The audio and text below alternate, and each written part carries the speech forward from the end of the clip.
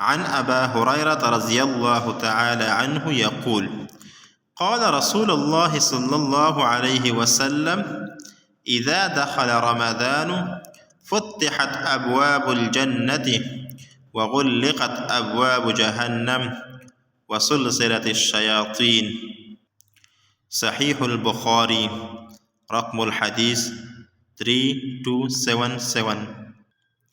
عن أبي سهيل عن أبيه عن أبي هريرة رضي الله تعالى عنه أن رسول الله صلى الله عليه وسلم قال: إذا جاء رمضان فتحت أبواب الجنة وغلقت أبواب النار وصفدت الشياطين.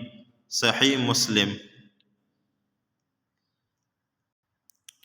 عن أبي هريرة رضي الله تعالى عنه يقول: قال رسول الله صلى الله عليه وسلم: إذا دخل رمضان فتحت أبواب الجنة وغلقت أبواب جهنم وسلسلت الشياطين.